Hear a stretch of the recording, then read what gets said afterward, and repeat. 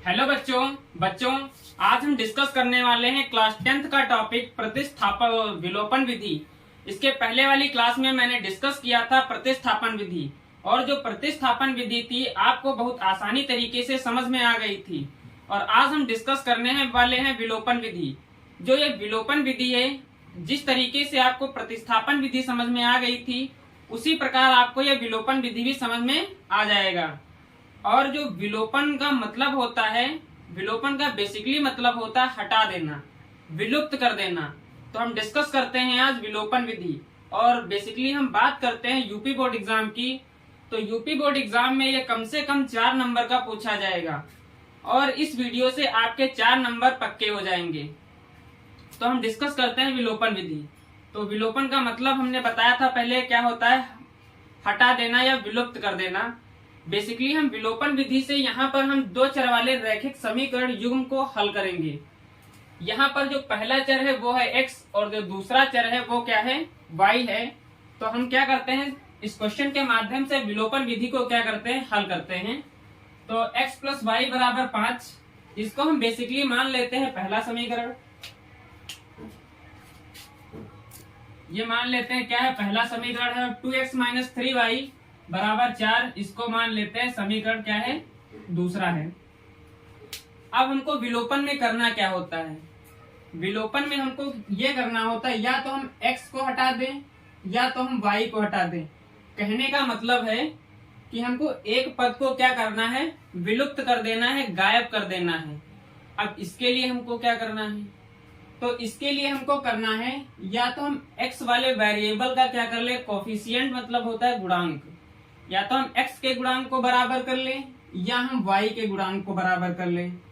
अब आप इसमें ना कंफ्यूज होइए कि हमको x का कोफिशिएंट को बराबर करना है कि हमको y का कोफिशिएंट का बराबर करना है। ये आपकी इच्छा है, आपका मन हो तो x के कोफिशिएंट को बराबर कर लीजिए, आपका मन हो तो y के कोफिशिएंट को बराबर कर लीजिए। तो अब हम बेसिकली x के कोफिशिएंट को क्या कर लेते हैं, इक्वल कर लेते हैं। तो यहाँ पर हम लिखते हैं समीकरण 1 व समीकरण 2 से। अब समीकरण 1 कितना है हमारा, समीकरण 1 लिखा है x प्लस वाई बराबर 5, और जो समीकरण 2 है वो लिखा है 2x plus 3y equal to 4। अब हमने क्या कहा है कि जो x के कोफिशिएंट हैं उनको हमको करना है इक्वल। अब इक्वल करने के लिए हमको क्या करना है, तो सबसे पहले हमको देखना है कि x के गुणे में क्या है। तो यहाँ पर x के गुणे में कुछ नहीं होता है, तो सबका वो क्या मालिक होता है, 1 मालिक होता है। तो यहाँ पर क्या है, 1 है। अब यहाँ पर कितना है, 2 है। हमको बराबर करना है x के गुणांक को। किसको बराबर करना है, x के गुणांक को बराबर करना है। तो हमको चॉइस किसको करना है, x वाले गुणांक को चॉइस करना है। तो यहाँ पर क्या कर लेते हैं, मल्टीप्लाई कर लेते हैं, अपने मन से मल्टीप्लाई कर लेना, उसमें बेसिकली ना करना। तो ये 2 को उठाएंगे, जो x के गुणे में 2 है इसको हमको उठाना है, और इससे क्या कर देना है, इस वाले समीकरण से मल्टीप्लाई कर देना है। वैसे बेसिकली यहाँ पर जो x लिखा है, x के गुणे में कितना है, 1 है। तो यहाँ से हमको उठाना है, क्या कर देना है, 1 से मल्टीप्लाई कर देना है। अब 2 का इससे मल्टीप्लाई करेंगे तो यहाँ पर हो जाएगा 2x, इसका इससे मल्टीप्लाई होगा तो ये हो जाएगा 2y, और ये कितना हो जाएगा, 10 हो जाएगा। अब 1 का इससे मल्टीप्लाई होगा तो ये भी कितना हो जाएगा, 2x हो जाएगा।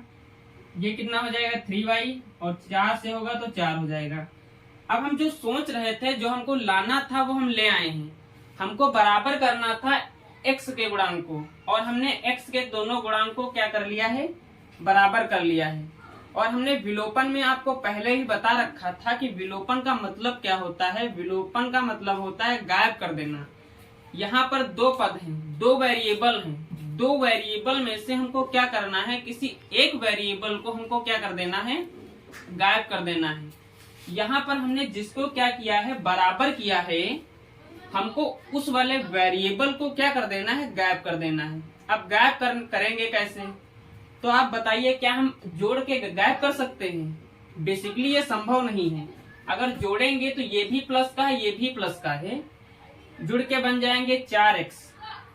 तो ये नहीं हो सकता है, क्योंकि हमने x के वेरिएबल को क्या किया है, हमने x के वेरिएबल को किया है बराबर।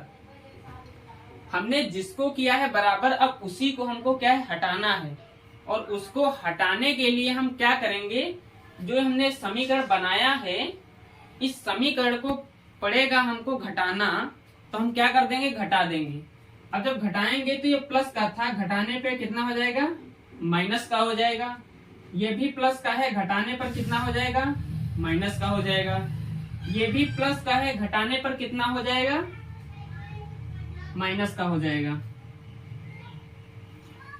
वो समझ में आ रहा है। अब क्या करते हैं, 2x में से 2x जब घटाएंगे तो ये क्या हो जाएगा, 0 हो जाएगा। अब ये प्लस का 2y है और ये माइनस का 3y है। बात को ध्यान से समझना, ये प्लस का 2y है और माइनस का, ये प्लस का नहीं, हमने इसको क्या किया है, घटाया है। तो ये प्लस का है और ये क्या है, माइनस का है।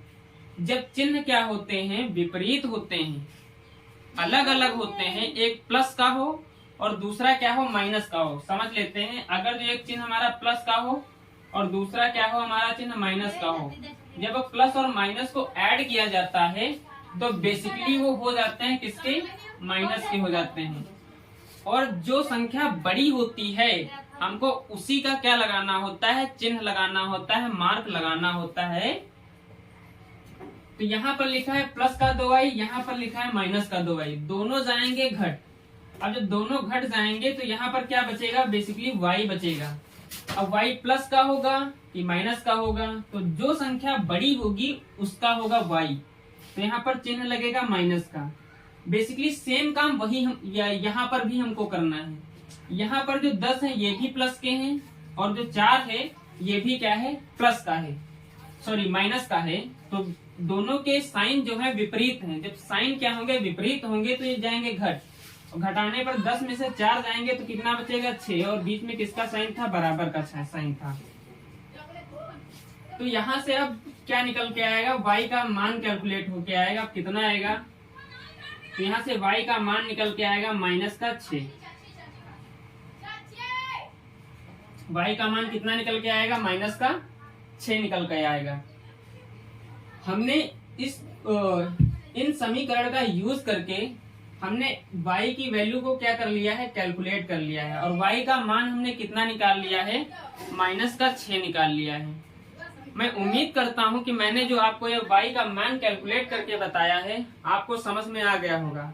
अगर जो मेरा वीडियो आपको समझ में आ रहा हो, मेरा पढ़ाया हुआ आपको समझ में आ रहा हो, तो आप मेरे वीडियो को लाइक जरूर कीजिएगा और एक प्यारा सा कमेंट जरूर कर देना। अब हम बात करते हैं, हमने एक वेरिएबल का मान निकाल लिया है। दोस्तों मैंने क्या किया है, यहाँ पर y का वैल्यू को हमने क्या कर लिया है, कैलकुलेट कर लिया है। अब जो हम समीकरण पढ़ रहे थे वो विलोपन विधि से पढ़ रहे थे, 2 चर वाले रैखिक समीकरण को सॉल्व करना, हल करना। तो यहाँ पर बेसिकली हमने जो वैल्यू को कैलकुलेट किया है वो वैल्यू है हमारी कौन सी, y की। अब हमको जो वैल्यू यहाँ पर कैलकुलेट करना है वो वैल्यू हमको कैलकुलेट करना है x की, क्योंकि हमारा जो समीकरण है जो हम विलोपन विधि से यहाँ पर सॉल्व कर रहे हैं वो कर रहे हैं 2 चर वाले रैखिक समीकरण। तो यहाँ पर वेरिएबल 2 हैं, इसका मतलब है हमको वैल्यू भी क्या कैलकुलेट करनी है, 2 कैलकुलेट करनी है। और हमने सिर्फ वैल्यू कैलकुलेट की है y की। और विलोपन का मतलब पहले हमने आपको बताया था क्या होता है, हटाना, गायब करना। तो यहाँ पर हमने x वाले टर्म को क्या कर दिया है, गायब कर दिया है, विलुप्त कर दिया है। यहाँ पर जो ये x वाला पद है या क्या हो गया, यहाँ पर घट के क्या हो गया है, 0 हो गया है। और हमने मान को कैलकुलेट कर लिया है y के। अब हमको वैल्यू भी कैलकुलेट करनी x की। बेसिकली बच्चे जो होते हैं वो यहाँ पर होने लगते हैं कंफ्यूज। जो हमने यहाँ पर y की वैल्यू को कैलकुलेट किया है वो y की वैल्यू को हमको समीकरण 1 में पुट करना है कि समीकरण 2 में पुट करना है, इसमें होते हैं बच्चे कंफ्यूज। तो यहाँ पर कंफ्यूजन की कोई बात नहीं है, ये आपकी इच्छा पर डिपेंड करेगा कि ये आपकी जो आप वैल्यू यहाँ पर निकाल के y की लाए हैं ये आपको समीकरण नंबर 1 में पुट करना है कि समीकरण नंबर 2 में पुट करना है। आपकी इच्छा है, आपकी मर्जी, क्वेश्चन आपके मुताबिक सॉल्व होगा। आप चाहे समीकरण 1 में y की वैल्यू को पुट करें, आप चाहे समीकरण 2 में y की वैल्यू पुट करें, ठीक है। तो वैसे हमको उस समीकरण को चूज करना है जो समीकरण हमारे लिए कैलकुलेशन के लिए क्या हो, इजी हो। उस समीकरण में हम y की वैल्यू को क्या करेंगे, रखेंगे। तो यहाँ पर जो हमने y की वैल्यू को रखा है, तो यहाँ पर इजी कौन सा समीकरण लग रहा है आपको? तो समीकरण जो 2 यहाँ पर है थोड़ा सा है टफ। तो हम क्या करते हैं, समीकरण 1 में y की वैल्यू को क्या कर लेते हैं, रख लेते हैं। तो y का जो हम मान है समीकरण 1 में क्या करेंगे, हम पुट करेंगे। तो यहाँ क्या है y का मान? y का मान हमने निकाला है -6। तो x और प्लस यहाँ पे लिख लेते हैं, क्योंकि आपको बोर्ड एग्जाम का पेपर भी देना है। तो लिखेंगे यहाँ पर y का मान समीकरण 1 में रखने पर। उम्मीद है कि मैं आपको जो पढ़ा रहा हूं वो समझ में आ रहा है। अगर जो आपको समझ में आ रहा है तो आप मेरे वीडियो को लाइक जरूर कीजिएगा और चैनल को जरूर सब्सक्राइब कर लेना और बेल आइकन को जरूर प्रेस कर देना, जिससे आने वाले वीडियोस के जो नोटिफिकेशन हैं आपको मिलते रहें। तो अब हमको करना क्या है, हमको y का मान रखना है समीकरण 1 में, और समीकरण 1 क्या हमारा x प्लस वाई बराबर 5 है। तो जहां पर हमारा y है वहां पर हम क्या रखेंगे, कितना मान है, -6। तो y यहाँ पे है ना, तो प्लस का साइन है, और y का मान कितना हमको रखना है, -6 रखना है, और ये बराबर में कितना हो जाएगा, 5 हो जाएगा। अब ये प्लस और माइनस, जब हम प्लस का गुणा करते हैं माइनस से तो क्या होता है, माइनस होता है। ये साइन कन्वर्जन है, चाहे हम प्लस का माइनस से गुणा करें, चाहे हम माइनस का प्लस से गुणा करें, जब विपरीत साइन का मल्टीप्लाई होगा, गुणा होगा, तो साइन कौन सा आएगा, हमेशा माइनस का ही आएगा, ठीक है। अब प्लस का हम माइनस से करेंगे गुणा, तो यहाँ पर कितना आएगा, माइनस का आएगा, और कितना होगा, -6 होगा, और x ये पहले था, तो ये हो जाएगा x -6, और ये क्या है, बराबर में 5 है। यहाँ तक क्लियर हुआ। अब हम बात करते हैं, हमको निकालना है x की वैल्यू। तो हम क्या करेंगे, हमको जिसकी वैल्यू निकालना होता है उसको हम क्या कर लेते हैं, बराबर के एक तरफ क्या कर लेते हैं, रोक लेते हैं।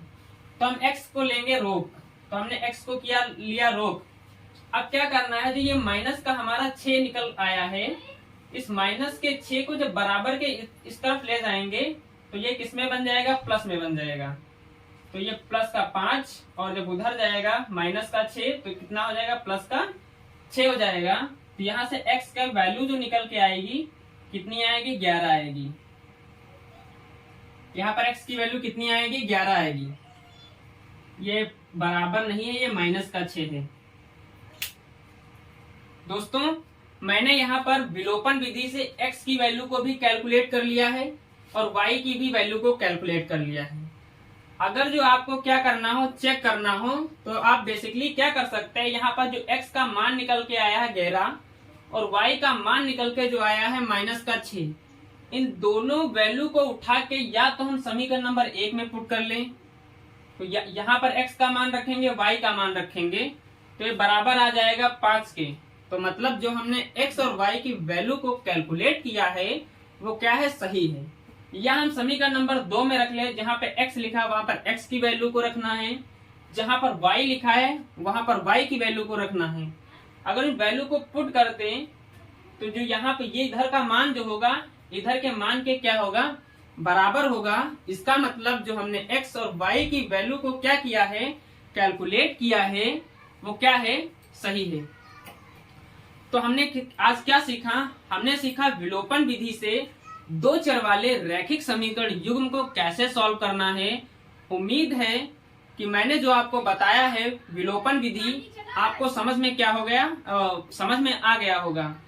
अगर जो आपको समझ में आया है तो आप मेरे वीडियो को लाइक जरूर कीजिएगा, चैनल को सब्सक्राइब जरूर कीजिएगा और बेल आइकन को जरूर प्रेस कर लेना, जिससे जो आने वाले वीडियोस के नोटिफिकेशन हैं आपको मिलते रहें।